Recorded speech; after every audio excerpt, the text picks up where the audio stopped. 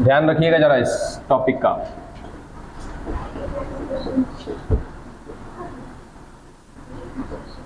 Bryophyte,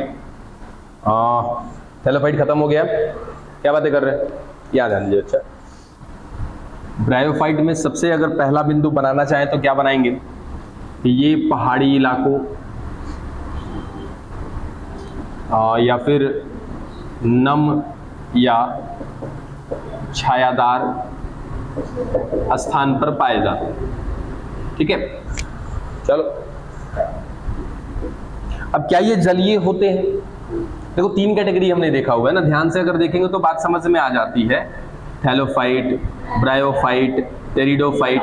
ठीक है, जिसमें से थैलोफाइट पूर्ण रूप से कैसे थे? जलीय थे। ठीक है, ब्रायोफाइट स्थल पर आ गए थे लेकिन फिर भी ये जल पर निर्भर थे। किस चीज के लिए निर्भर थे? जनन के। ठीक है, हमने थैलोफाइट पढ़ा है, ब्रायोफाइट, टेरिडोफाइट हमें पढ़ना है। और ये जो टेरिडोफाइट होते हैं ये पूर्ण रूप से कैसे हो गए थे? स्थलीय हो गए थे। हाँ, कहना चाहो तो थोड़ा बहुत जल पर निर्भर हैं। ठीक है, थोड़ा बहुत, ज्यादा नहीं। ठीक है, तो ये बात दिमाग में रखिएगा। टेरिडोफाइट शुरू करेंगे तो वो भी बात समझ में आ जाएगी कैसे क्या होता है। फिलहाल हमने थैलोफाइट को खत्म किया है जो पूर्ण रूप से जलीय थे। अब पढ़ने जा रहे हैं किसको? ब्रायोफाइट को, जो है तो स्थलीय लेकिन थोड़ा बहुत जल पर निर्भर है जनन के लिए। चल आगे देखिएगा। पहला पॉइंट खत्म कि सर ये कहां पर मिलेंगे? पहाड़ी इलाकों में मिलेंगे, जहां पर नमी होगी या फिर जहां पर छायादार स्थान होगा वहां पर ये देखने को मिलेंगे। दूसरा बिंदु, इनको पादप जगत का उभयचर कहा जाता है। अब उभयचर तो समझते ही हैं सभी लोग, है ना।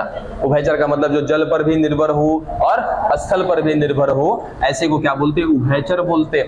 या इसको एक और नाम देते हैं, जल स्थल चर। बात वही है, बस थोड़ा सा घुमा के दे रखा है, या ये नाम उल्टा भी मिल सकता है, स्थल जलचर भी मिल सकता है, बात तो वही चीज है। ठीक है,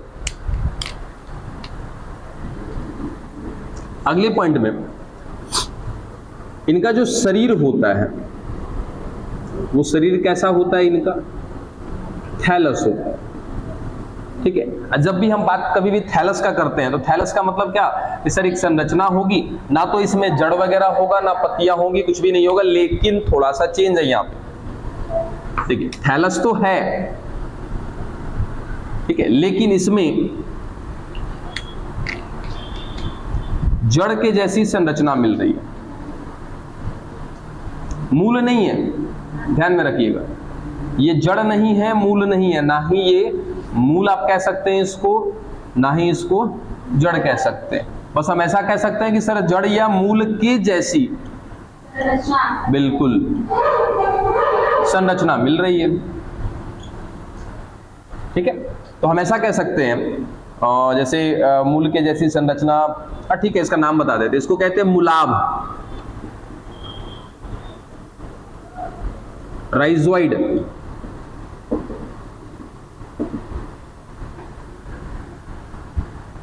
क्या क्या बात पल्ले पड़ा? जैसे इसमें जड़ नहीं है, ठीक है, एक तरीके से वास्तविक तो जड़ नहीं है। ठीक है, काल्पनिक नहीं कह सकते। काल्पनिक का मतलब क्या होता है कि जब हम कल्पना कर रहे होते, ठीक है, तो यहाँ पे काल्पनिक नहीं है। ठीक है, हाँ आभासी कह सकते हैं। नहीं, वो एक अलग हो जाएगा। जैसे काल्पनिक हम कहते हैं ना, तो काल्पनिक का मतलब क्या हो जाता है कि जहां पे हम मान रहे होते हैं। ठीक है, अब जैसे हम कहें कि अमीबा में आभासी पैर होते हैं तो ये चलेगा। ठीक है, होते हैं लेकिन वो वास्तविक नहीं होते हैं। ठीक है, आभासी कह सकते हैं। तो हम ऐसा कह सकते हैं इसमें कि इसमें देखो पत्ती, ये जड़ ही नहीं, जड़ के अलावा पत्तियां भी होती हैं इसमें, लेकिन वो भी वास्तविक पत्ती नहीं होती, लेकिन फिर भी है, तो काल्पनिक तो नहीं कहेंगे इसको। हम कह सकते हैं कि सर आभासी रूप से इसमें पत्तियां भी होती हैं और जड़ भी होते हैं। ठीक है, लेकिन वास्तविक इसमें ना तो जड़ होता है ना ही इसमें पत्ती होती है। ठीक है, नेक्स्ट पॉइंट, इसका जो ये शरीर है ना, शरीर का मतलब जैसे क्या होता है, एक कहते हैं मुख्य शरीर। मुख्य शरीर मतलब जो उसका शरीर है उसको कहेंगे सीधा सीधा मुख्य। तो ये जो शरीर दिख रहा है ना, तो इसको कहेंगे सर इसका मुख्य शरीर। और इसका मुख्य शरीर कैसा है? मुख्य पादप शरीर जो होगा इसका वो कैसा है? अगुणित है। और अगुणित को हमने एक नाम दिया था, याद है क्या किसी को? युग्मकोद्भिद।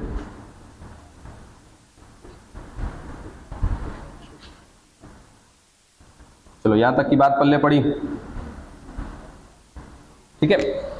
एक एक बिंदु जरा वापस से देखिए, फटाफट मिटा के आगे बढ़े। कहां मिल रहे हैं? पहाड़ी क्षेत्र में, जहां पे नमी है, जहां पर छाया है, वहां पर ये मिल रहे हैं। ये पादप जगत में उभयचर माने जाते हैं, कारण कि सर्वप्रथम स्थल पर आने वाले यही है, ठीक है। लेकिन पूर्ण रूप से स्थल पर नहीं आए थे, अभी भी ये जल पर निर्भर थे जनन करने के लिए, ठीक है। उसके बाद हमने कहा कि सर इसका जो शरीर होता है वो थैलस होता है, ना ही इसमें जड़ होगी ना पत्तियां होंगी, ठीक है।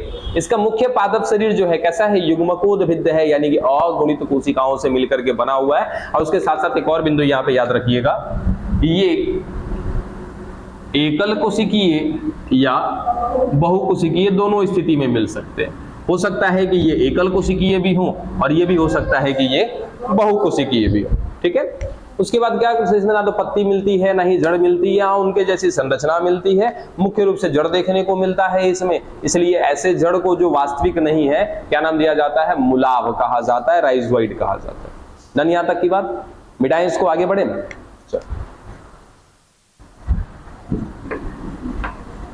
अब बात करते हैं इसके जीवन चक्र की, और इसके जीवन चक्र में दिखेगा आपको पीढ़ी एकांतरण।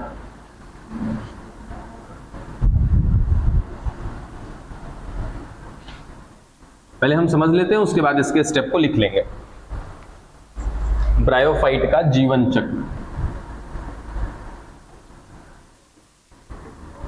अच्छा, जीवन चक्र का मतलब क्या होता है, कोई बताएगा? जीवन चक्र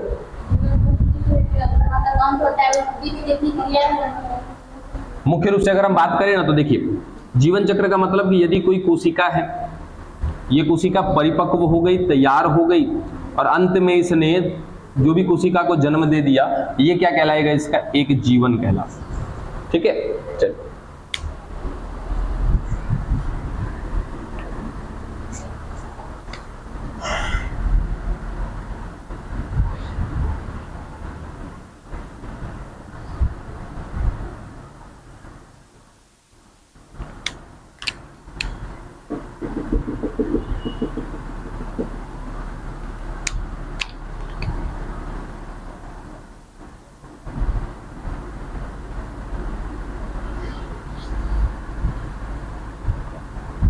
ये कौन है? मुलाव है, मूल नहीं है, ठीक है।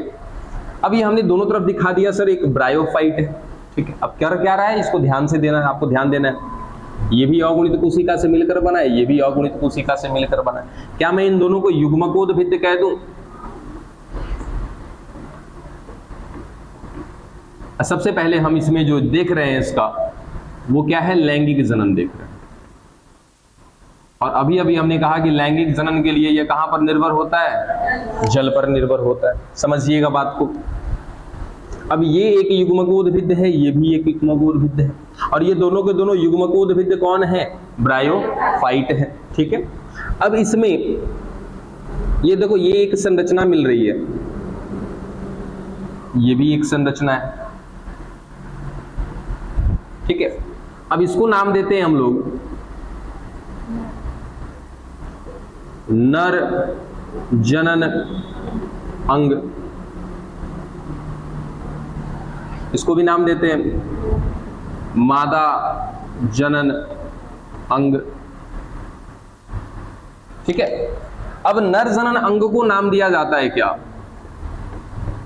पुंधानी। ध्यान देते रहिएगा सब कुछ। इसमें नर जनन अंग दिखाया है हमने, जिसका नाम है क्या? पुंधानी। यहां पर दिखाया मादा जनन अंग, जिसका नाम है स्त्रीधानी। आराम से स्लाइटली सब कुछ समझ में आ जाएगा, और कोशिश करिएगा ब्रायोफाइट में सब कुछ समझने का। रीजन की ब्रायोफाइट पे टोटली डिपेंडेंट होगा आपका टेरिडोफाइट। ब्रायोफाइट का जीवन चक्र यदि समझ में आ गया तो टेरिडोफाइट समझ में आएगा 100%, ठीक है। चलो, दोनों तरफ की बातें हो गई। अब ये जो नर जनन अंग है, नर जनन अंग का नाम क्या दिया? पुंधानी। नर जनन अंग में क्या बनेगा? नर युग्मक बनेगा। नर जनन अंग में क्या बनेगा? नर युग्मक। और नर जननांग कौन है? पुंधानी। और पुंधानी के अंदर जो बन रहा है उसका नाम है पुमणु। ठीक है, और ये पुमणु कौन है? तो ये है नर युग्मक। बोलो बात पल्ले पड़ी? ठीक है, यहां देखो, ये है कौन? मादा जननांग। मादा जननांग का नाम क्या है? स्त्रीधानी। और यहां पर जो बन रहा है वो कौन है? मादा युग्मक बन रहा है। और मादा युग्मक के रूप में जो बना है उसका नाम है क्या? अंड। अंड कह लो या अंड कोशिका कह लो। कोई दिक्कत यहां तक? डन है यहां तक? चलो अब देखो, यहां पे दिखा दिया सर, यहां पर बना है क्या? अंड कोशिका। ये लो अंड है ये। ठीक है, इसके अंदर क्या बने पड़े हैं? पुमणु। ये रहे, यानी कि एक तरफ हमने नर जननांग में नर युग्मक तैयार कर लिया, मादा जननांग में मादा युग्मक तैयार कर लिया। अब देखो क्या होने वाला है, यहां से नर युग्मक निकला, कहां चला आया? पानी में, जल में चला आया।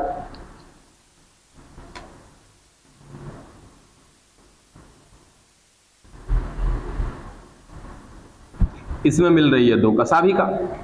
ठीक है, अब कसाभिका होगा तो क्या होगा? क्या वो जल में तैर सकता है? आसानी से ये कसाभिका की सहायता से जल में तैरता हुआ कहां चला जाएगा? आगे की ओर चला जाएगा। और पहुंच गया कहां पर? स्त्री धानी में पहुंच गया। स्त्री धानी में कौन है? अंड कोशिका। कौन पहुंच गया? पुंधानी से निकल करके पुमणु। हम ऐसा कहें कि सर मादा युग्मक के पास कौन पहुंच गया? नर युग्मक पहुंच गया। अब क्या यहां पर निषेचन हो जाएगा क्या? अच्छा देखो, एक चीज बताना भूल गया, ये जो मुख्य पादप शरीर है कैसा था इसका? युग्मकोद्भिद्य था। और युग्मकोद्भिद्य का मतलब कैसा होता है? अगुणित होता है। और अगुणित कोशिका यदि युग्मक बना रही है तो कौन से विभाजन से बनाएगी?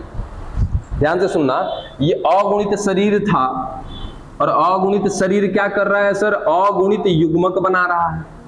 तो अगुणित कोशिका से अगुणित बनाने के लिए आपको समसूत्री कराना पड़ेगा कि अर्धसूत्री कराना पड़ेगा? समसूत्री कराना पड़ेगा। इतना दिन से पढ़ रहे हैं, अर्धसूत्री समसूत्री 2-2 बार बता दिया आपको है कि अर्धसूत्री जब होगा तो द्विगुणित कोशिका में होगा, अगुणित कोशिका में नहीं होगा। और युग्मक हमेशा सदैव अगुणित होते हैं, युग्मक कभी भी द्विगुणित नहीं हो सकता है। तो अगुणित युग्मक बनाना है, पहले से कोशिका कैसी है? अगुणित। इसका मतलब मुझे अगुणित से अगुणित बनाना है ना? यानी कि एक समान कोशिका बनानी है तो कौन सा विभाजन कराएंगे? समसूत्री। वो स्टेप में लिख देंगे हम। यानी कि यहां पर जो युग्मक बना होगा वो कौन से विभाजन से बना होगा? समसूत्री विभाजन से बना होगा। वहां भी जो युग्मक बना होगा वो कौन से विभाजन से? समसूत्री विभाजन से बना होगा। लेकिन अभी जो यहां पर निषेचन हुआ, निषेचन होने के बाद क्या बना? यहां पर युग्मनज बना। अब सोचो कि युग्मनज बनाने के लिए क्या करना पड़ा सर? एक अगुणित अंड कोशिका लगी है और एक अगुणित पुमणु लगा है। जब दोनों मिलेगा तो क्या बनेगा? युग्मनज बनेगा। युग्मनज कैसा बन जाएगा सर? द्विगुणित बन जाएगा। हो गया बवाल? ठीक है, अभी तक तो ये कैसे थे? युग्मकोद्भिद्य थे, अगुणित थे। और द्विगुणित संरचना को हम क्या नाम देते हैं? बीजाणुद्भिद्य का नाम देते हैं। ठीक है, यानी कि अब यहां पर जो युग्मनज बना है वो युग्मनज कैसा होगा? द्विगुणित होगा। अब ये युग्मनज आगे चल करके कर रहा है कौन सा विभाजन? समसूत्री विभाजन। ठीक है, इधर इधर यहां ध्यान रखो। अब जब समसूत्री विभाजन करता जाएगा तो यहां पर क्या कोशिका की संख्या बढ़ती जाएगी? क्या बढ़ती जाएगी? बढ़ती जाएगी। ये देखो, यानी कि इस युग्मनज ने समसूत्री विभाजन किया। समसूत्री विभाजन करके कौन सी कोशिका की संख्या बढ़ा दी? द्विगुणित कोशिका की संख्या बढ़ा दी।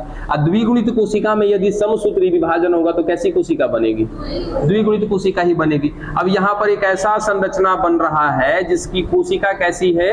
द्विगुणित है। और एक ऐसा शरीर, एक ऐसी संरचना जिसकी कोशिका द्विगुणित है, ऐसी कोशिका या ऐसी संरचना को नाम देते हैं क्या हम लोग? बीजाणुद्भिद। अभी तक शरीर कैसा था? युग्मकोद्भिद। अब कैसा बना? बीजाणुद्भिद। और ध्यान रखना सर, ये बीजाणुद्भिद जो है ये प्रकाश संश्लेषण नहीं कर सकता। ये बीजाणुद्भिद मुक्त परजीवी होता है, सीधा सीधा लिख देते हैं। ठीक है, ये परजीवी है। किसके ऊपर परजीवी है? युग्मकोद्भिद के ऊपर।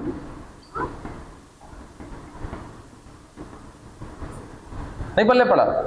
अगर सोचो मेरे ऊपर कोई रह रहा है, मुझसे पोषण प्राप्त कर रहा है, तो क्या मैं उसको परजीवी कहूं? ठीक है, तो ये बीजाणुद्भिद इस संरचना से पोषण प्राप्त कर रहा है, तो ये संरचना कौन? युग्मकोद्भिद। अब सोचो कि इससे पोषण प्राप्त कर रहा है, कहां गया, ये बीजाणुद्भिद जो है परजीवी है, और परजीवी के साथ साथ यहीं पे लिख देते हैं कि ये प्रकाश संश्लेषण नहीं कर सकता। जब ये प्रकाश संश्लेषण नहीं कर सकता है तो क्या करेगा सर? ये परजीवी की भांति रहेगा वहां पर, वहां से पोषण को प्राप्त करता रहेगा। ठीक है, जब कोई पोषण को प्राप्त कर रहा है तो उसको क्या कह सकते हैं?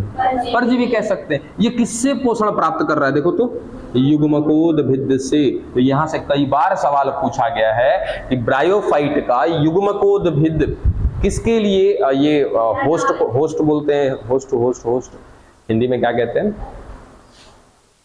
हो किसके लिए होस्ट का काम करता है, ऐसा पूछा जाता है। होस्ट का मतलब क्या होता है ना, कि जो आपको भोजन दे रहा है।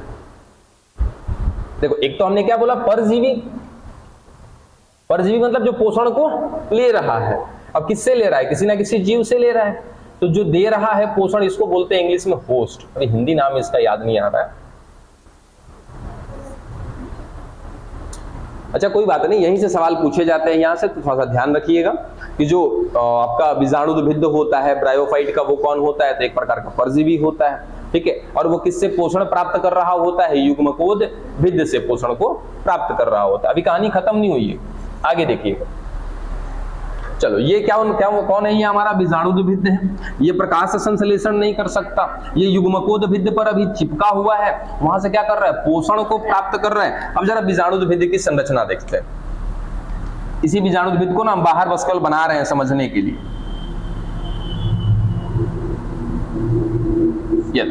ठीक है, अब इसमें से इसके 3 भाग होते हैं।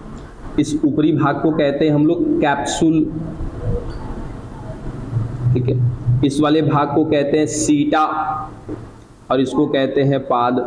मतलब कि जिस स्थान से ये युग्मकोद्भिद से चिपका रहता है वो हिस्सा कौन सा है? इसका पाद। ये सीटा कौन है सर? यहां से ये पोषण को प्राप्त करता है और सीटा वाले भाग से परिवहन करता है।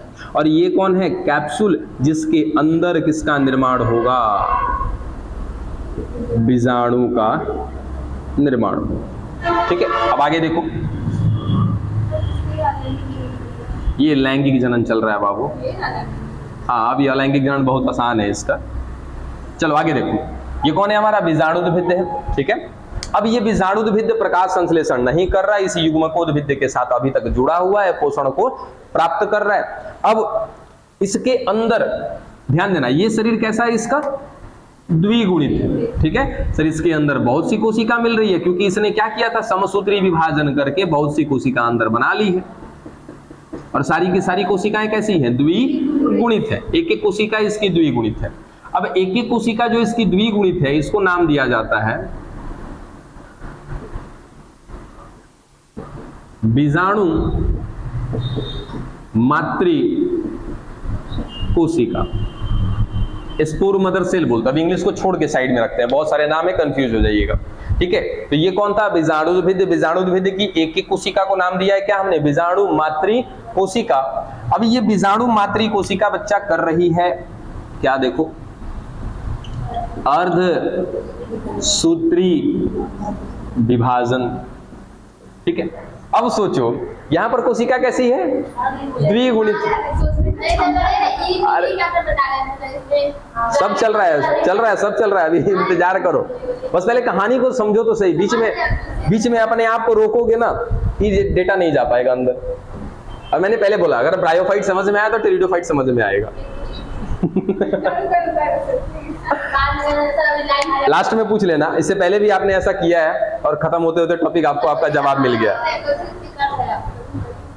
सुनते जाइए। अरे जब तक नहीं समझ में आएगा 2 बार 3 बार चलते रहेंगे, आप टेंशन मत लें। ठीक है, अब क्या हुआ? अंदर बीजाणु मातृ कोशिका मिल रही है। ठीक है। अब बीजाणु मातृ कोशिका क्या कर रही है? अर्धसूत्री विभाजन कर रही है। बीजाणु मातृ कोशिका कैसी है? द्विगुणित है। अब खुद से सोचो बच्चा कि अगर द्विगुणित कोशिका अर्धसूत्री विभाजन करे तो कैसी कोशिका का निर्माण होगा? अगुणित कोशिका का निर्माण होगा। यानी कि इसके अंदर अब ऐसी कोशिका का निर्माण हो रहा है जो कैसी है? अगुणित है। अब इस अगुणित कोशिका का निर्माण कैसे हुआ है? द्विगुणित कोशिका से। क्या नाम था उनका? बीजाणु मातृ कोशिका। तो कह सकते हैं कि बीजाणु मातृ कोशिका ने अर्धसूत्री विभाजन किया, अगुणित कोशिका का निर्माण किया, जिनको नाम दिया गया क्या? बीजाणु। अरे ठहरो, आगे तो देखो कहां से आ गया क्या? ये बीजाणु मातृ कोशिका नाम ही है, एक ऐसी मातृ कोशिका जो बीजाणु का निर्माण करेगी, इसलिए तो क्या नाम दिया इसको? बीजाणु मातृ कोशिका। अर्धसूत्री विभाजन किया, बीजाणु का निर्माण कर दिया। चलो यहां तक की बात समझ में आ गई। उसके बाद सर ये फट गया थैला, बहुत सारा है इसमें, ठीक है। जब थैला फट गया तो ये बीजाणु कहां चले आएंगे? यहाँ स्थल पर चले आएंगे, ठीक है। अब ये स्थल पर कौन आया? बीजाणु आया। कैसे हैं बीजाणु? देखो तो अगुणित है। अब ये वापस से बीजाणु क्या करेंगे? समसूत्री विभाजन करेंगे, ठीक है। समसूत्री विभाजन करते जाएंगे करते जाएंगे करते जाएंगे और क्या बना देंगे सर? एक शरीर बना देंगे। एक ऐसा शरीर बना दिया, सुनो, जो कैसा है? अगुणित कोशिका से बना हुआ है। अब तनिक याद करो कि शुरुआत कहां से किया था? अगुणित शरीर से ही शुरुआत किया था, वापस से क्या बन गया? अगुणित शरीर। लेकिन इस बीच में क्या हुआ था सर? अगुणित से द्विगुणित में बदला, फिर द्विगुणित से अगुणित में बदला। इसी को तो कहते हैं पीढ़ी एकांतरण। हाँ, ऐसे ही चलता है ब्रायोफाइट का जीवन चक्र। और ब्रायोफाइट का जीवन चक्र क्या कहलाता है पता है? अगुणित द्विगुणित जीवन चक्र कहलाता है। हैप्लोडिप्लॉन्टिक लाइफ साइकिल कहलाता है। हैप्लोडिप्लॉन्टिक, हाँ, हैप्लोडिप्लॉन्टिक लाइफ साइकिल।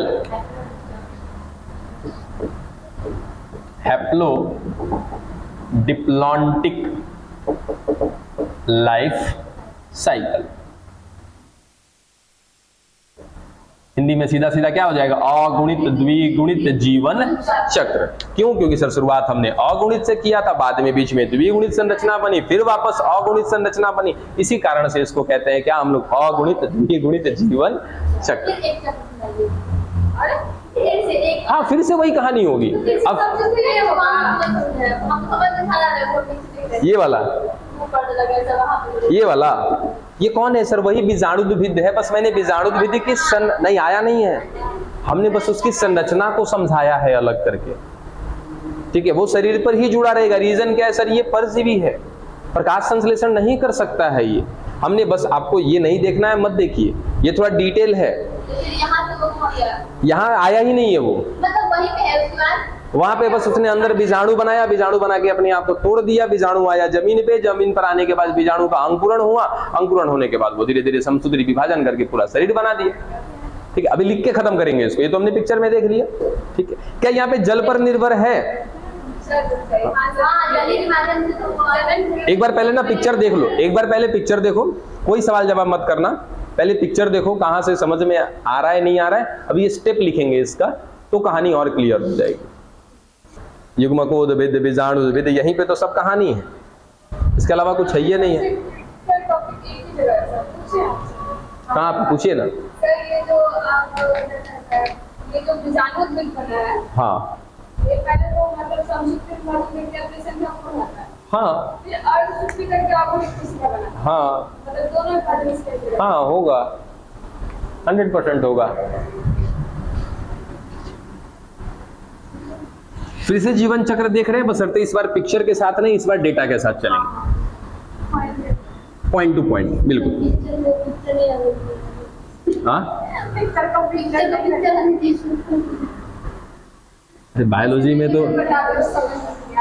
में तो पिक्चर ही इंपॉर्टेंट है। अगर पिक्चर नहीं मिला तो थ्योरी तो आपके बुक में ही है। मुझे समझाना होता है एक एक चीज। चलिए देखिए क्या बात कर रहे हैं, ब्रायोफाइट का जीवन चक्र, ठीक है। सीधा सीधा हम एक पॉइंट लिखते हैं कि सर ब्रायोफाइट का जो मुख्य पादप शरीर है, वो मुख्य पादप शरीर कैसा था? और गुणित था। चलो ठीक है। अब इसके साथ साथ क्या मैं इसको एक और नाम दे सकता हूं कि सर ये कैसा होगा, युग्मकोद्भिद होगा।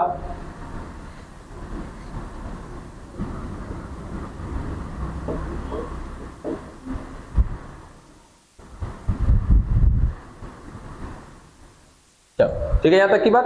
ठीक है, अब इस युग्मकोद्भिद पर दो चीजें मिल रही थी। क्या क्या मिल रहा था, पुंधानी, या सीधा सीधा नहीं लिख करके थोड़ा स्टेप में आते हैं हम लोग, नर जनन अंग मिल रहा था।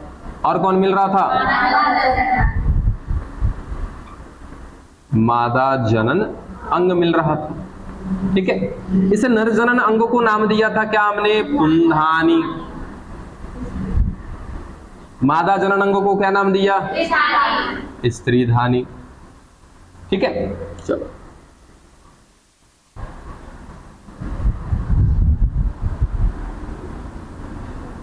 ठीक है।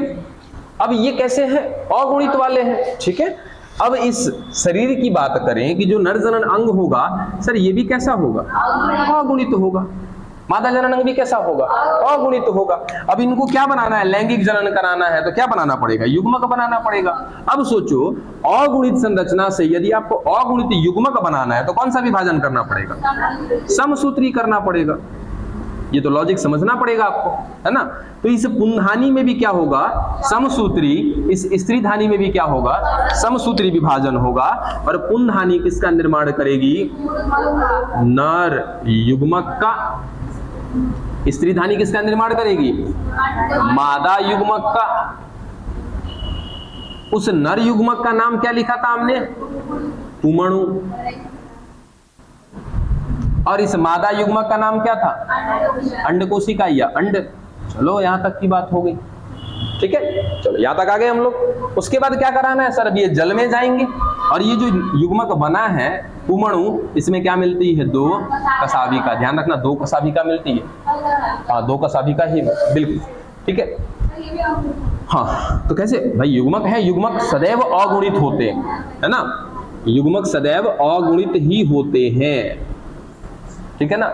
चलो अब देखो, ये आ गए इधर पुमणु, इधर आ गया कौन, अंड। क्या कराना है इनका, निषेचन। नर युग्मक पानी में तैरते तैरते तैरते तैरते कहां पहुंचेगा, मादा जननांग में। मादा जननांग में कहां पहुंचा, स्त्रीधानी में। स्त्रीधानी में कौन मिल रहा है, मादा युग्मक। मादा युग्मक कौन, अंड। उसके साथ जुड़ेगा, क्या कर लेगा, निषेचन कर लेगा।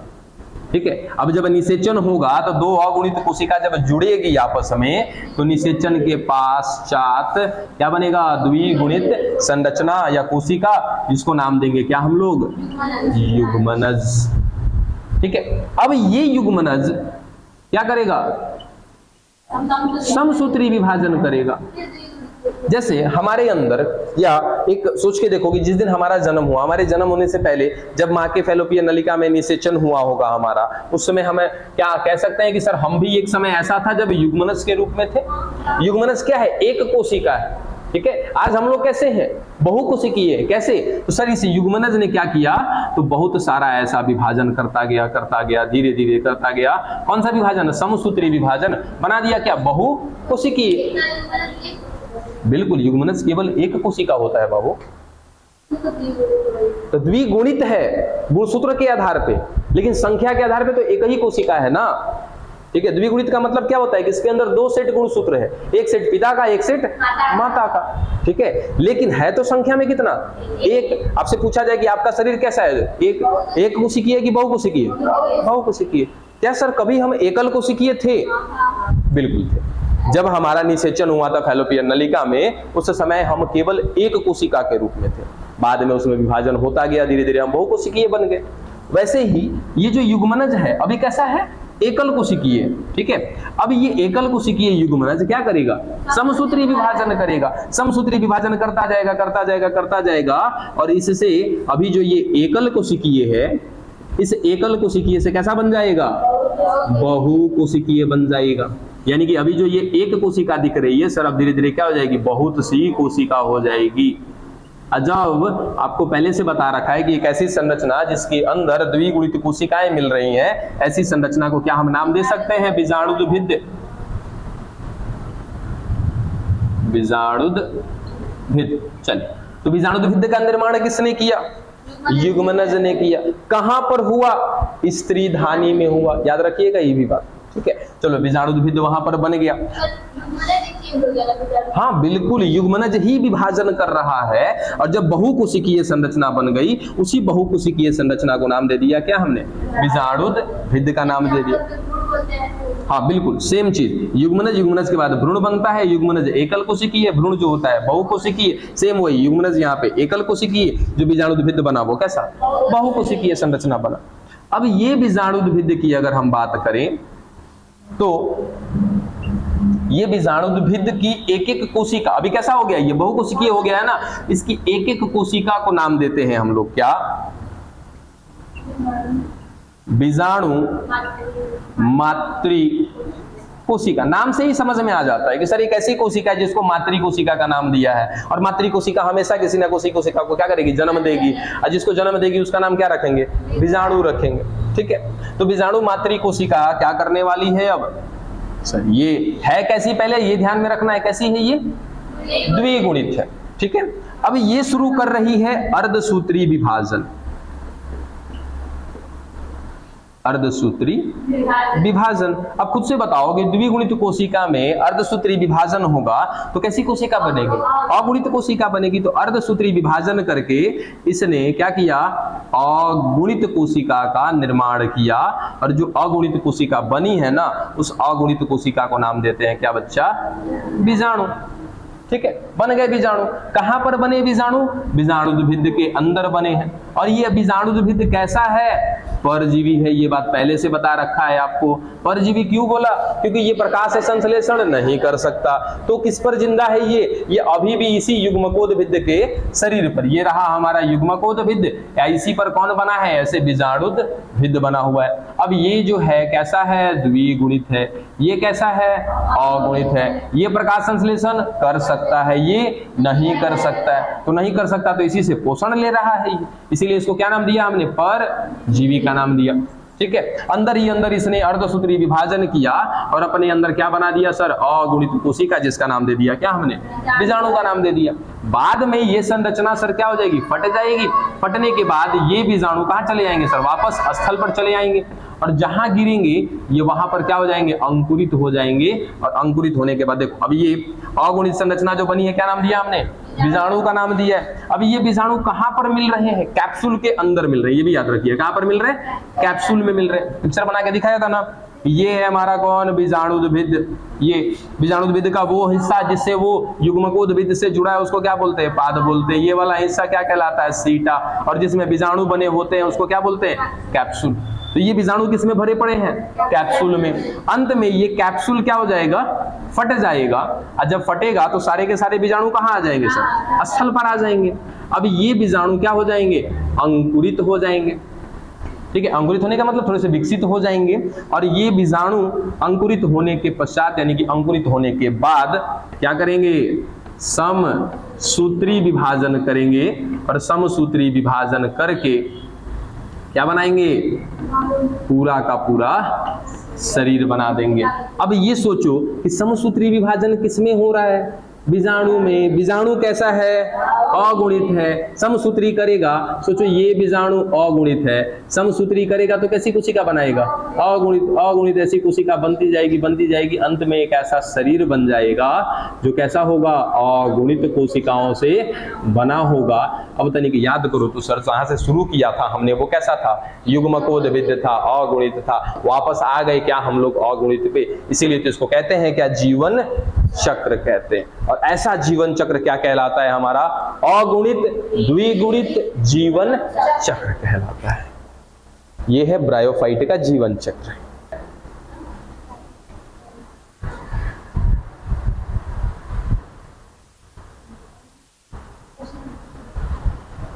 किसी को कुछ पूछना तो नहीं आता?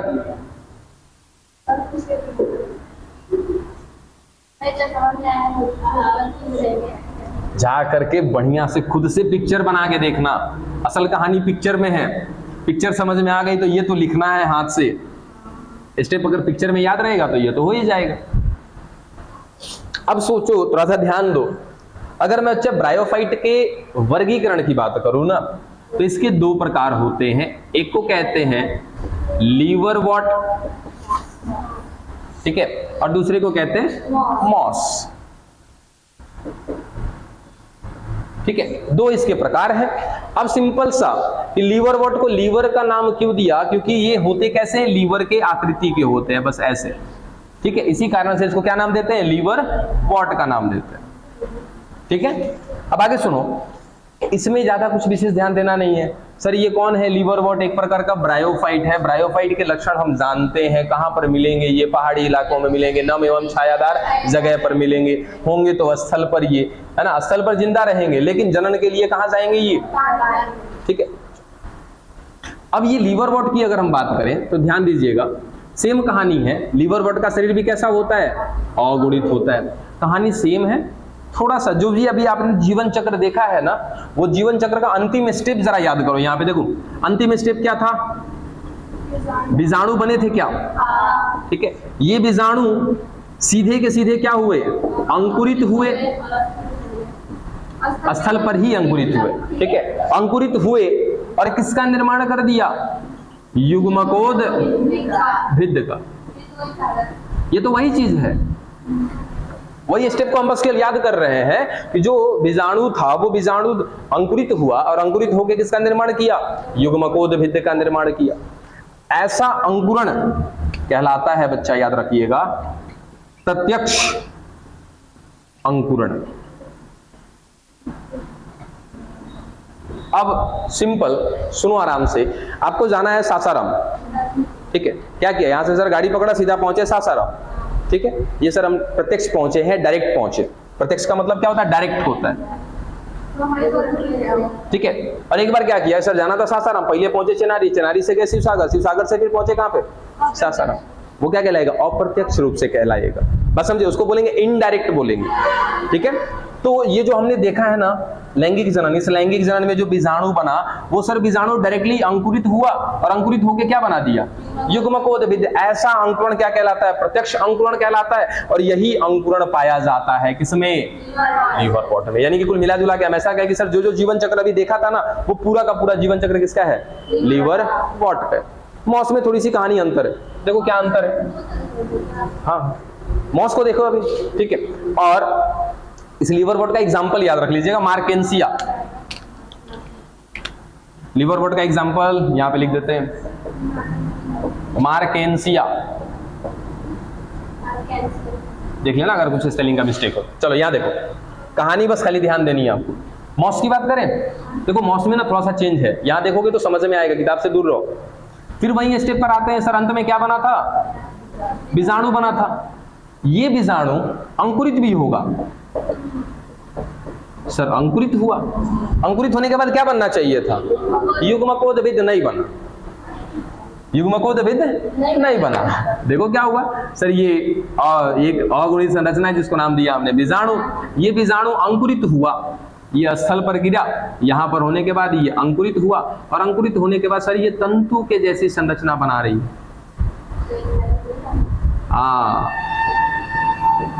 इस तरीके से, ठीक है। इस तंतुमय संरचना को कहते हैं प्रोटोनीमा। हिंदी में क्या नाम है इसका, प्रथम तंतु कहते हैं।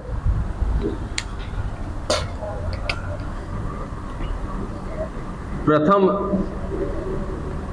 तंतु इंग्लिश में कहते हैं इसको प्रोटोनीमा। अभी युग्मकोद भिद्ध नहीं बना है, बनना तो चाहिए था ना, क्योंकि बीजाणु आगे चल के अंकुरित होता है और अंकुरित होकर क्या बनाता है, युग्मकोद भिद्ध बनाता है। इसने ऐसा नहीं किया, किसने, मॉस ने। जबकि मॉस भी खुद एक प्रकार का क्या है, ब्रायोफाइट है। बीजाणु था, अंकुरित हुआ, एक संरचना बनी, उस संरचना का नाम है क्या, प्रथम तंतु या प्रोटोनीमा। कुछ समय के बाद क्या होगा कि सर इसके तंतु स्थल पर गिरने लगेंगे।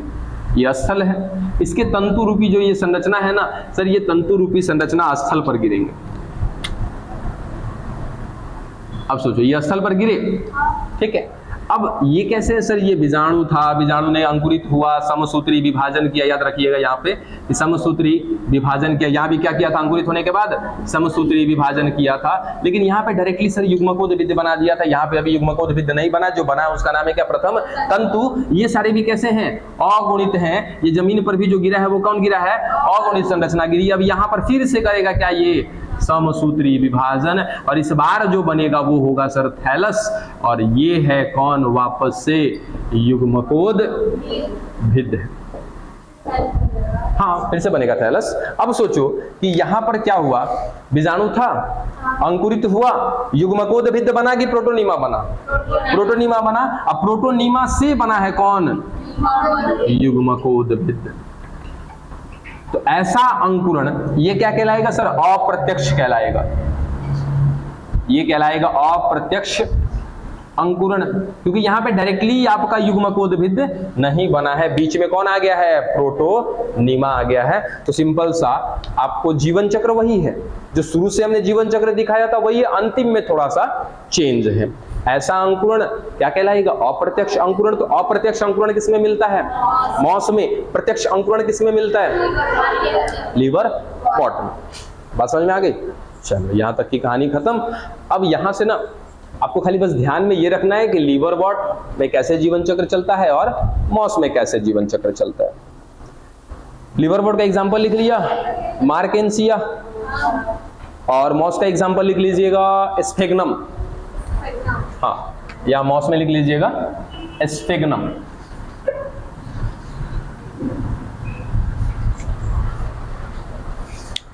ये दोनों एग्जांपल खत्म।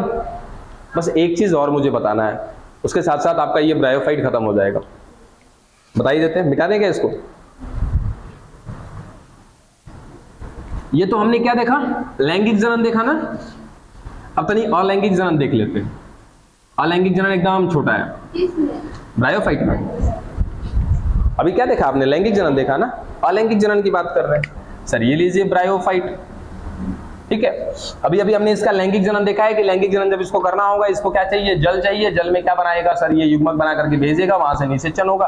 फिर आगे की कहानी हम देख चुके हैं, ठीक है। अगर डायरेक्ट अंकुरण हुआ तो वो कौन होगा, लीवर बॉट होगा, और इनडायरेक्ट हुआ तो वो कौन होगा, मॉस होगा। डायरेक्ट का यानी कि लीवर बॉट का एग्जांपल आपको याद रखना है क्या, मार्केंसिया, और अप्रत्यक्ष अंकुरण जिसमें हुआ था किसमें, मॉस में। मॉस का एग्जांपल याद रखिएगा क्या, स्फेग्नम, ठीक है। स्फेग्नम को पीट भी बोला जाता है। हाँ, स्फेग्नम को पीट भी बोला जाता है, ठीक है। जब स्फेग्नम सूख जाती है ना, तब इसको बोला जाता है पीट, और सूखने के बाद इसको जलाया जाता है।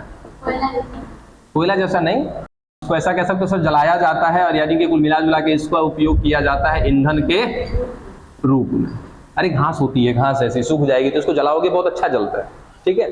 चल स्फेग्नम की बात करें, सूखेगा तो क्या बोलेंगे इसको, पीट, और उस पीट को जलाया जाता है, ईंधन के रूप में इस्तेमाल में लिया जाता है। जो पहाड़ी इलाके में जो लोग रहते हैं ना, जंगली, वो नोच के ले आते हैं, वहां पहाड़ से पत्थरों पर चिपके रहते हैं, या वहां से नोच कर लेकर आएंगे, भोजन बनाने के काम में जलावन का इस्तेमाल में लेते हैं, ठीक है। चलो यहाँ पे देखो, अभी तक लैंगिक जनन देखा है, अब बात कर रहे हैं किसकी, अलैंगिक जनन की। सर इनमें अलैंगिक जनन कैसे होगा, ये तो लैंगिक जनन। अच्छा, अलैंगिक जनन कब होगा, तो ये भी याद रखिएगा, जब भी सर प्रतिकूल परिस्थिति होगी, सब कुछ बढ़िया रहेगा, सब कुछ बढ़िया रहेगा तो लैंगिक जनन करेगा।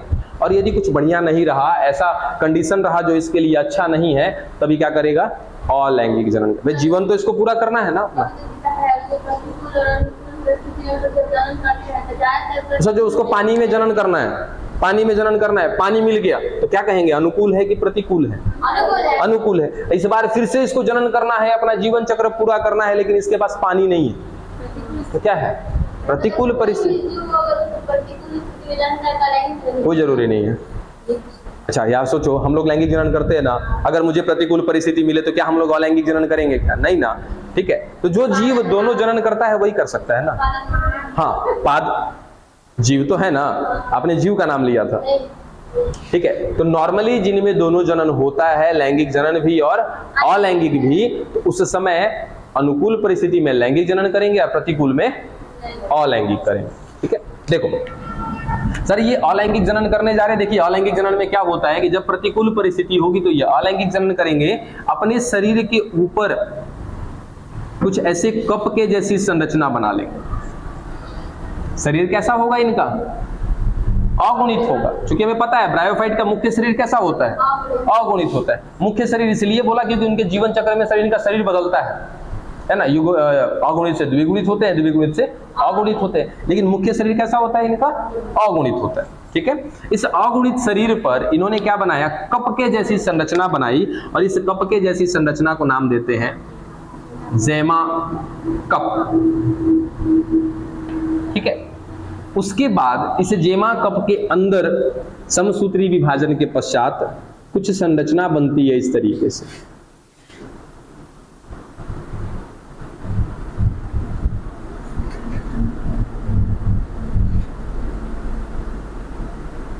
जिनको नाम दिया जाता है जेमा। क्या क्या बात? जब प्रतिकूल परिस्थिति होगा ये अलैंगिक जनन करेंगे। अलैंगिक जनन कैसे करेंगे? तो सर अपने शरीर के ऊपर ये कप के जैसी संरचना बनाएंगे जिसका नाम है क्या? जेमा कप। इस जेमा कप के अंदर एक संरचना बनेगी जिसका नाम है क्या? जेमा। ये जेमा सर परिपक्व होने के बाद ये है कहां पर? स्थल पर है, इस तरीके से। ठीक है, जैसे ही ये जेमा परिपक्व हो जाएगी सर, ये जेमा इसके शरीर से अलग हो जाएगी और अलग होकर के कहां आ जाएगी? स्थल पर आ जाएगी। ठीक है, और ये धीरे धीरे धीरे धीरे करके क्या बना देगी? पूरा का पूरा एक शरीर बना देगी। डन? नहीं, 4 बनाया तो कोई जरूरी थोड़ी कि 4 ही बनेगा, 40 बन सकता है, बहुत सारा बन सकता है। ठीक है, ये था क्या? इसका अलैंगिक जनन। अलैंगिक जनन में कुछ है ही नहीं, खत्म। ब्रायोफाइट आज खत्म हो। ठीक है, लास्ट में खाली एग्जाम्पल जरूर याद रखिएगा, क्योंकि कहानी आपने समझा है, ठीक है, सवाल आपसे ज्यादातर एग्जाम्पल से ही पूछे जाते हैं। ठीक है, बस एग्जाम्पल याद रखिएगा, कहानी खत्म हो जाएगी। हाँ, क्या क्या इसका एग्जाम्पल है?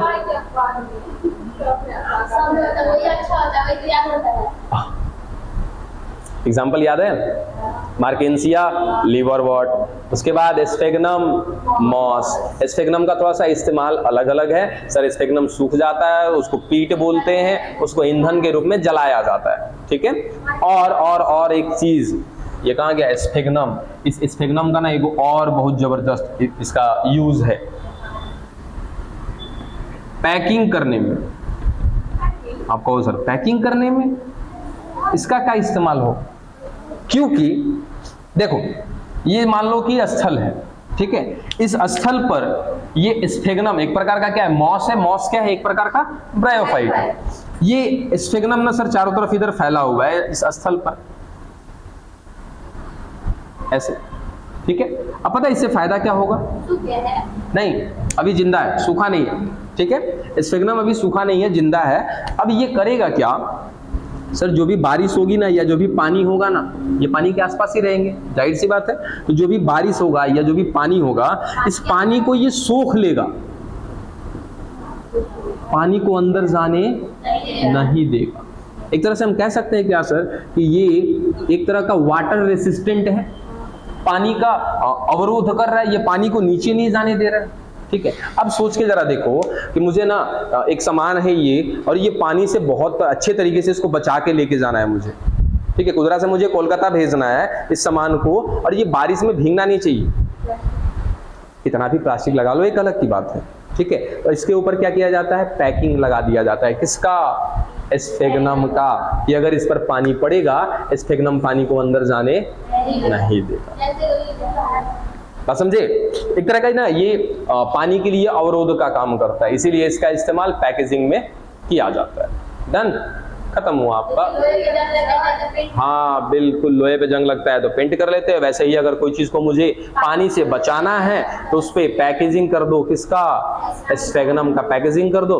पानी में डुबा के भी रखोगे ना, वो सामान आपका भीगेगा नहीं। क्यों? क्योंकि ये स्फेग्नम क्या करेगा? पानी को अपने ही तक रखता है, अंदर जाने नहीं देता। डन? जैसे कि आपका प्लास्टिक एक बार हाथ पे डाल लो या किसी चीज पर डाल दो, ऊपर से बाल्टी का बाल्टी पानी फेंको, क्या वो प्लास्टिक पानी को अंदर जाने देगा? नहीं जाने देगा। हाँ, कहाँ से कहाँ? तुम्हारा प्लास्टिक में छेद होगा तो चेक करो। ठीक है।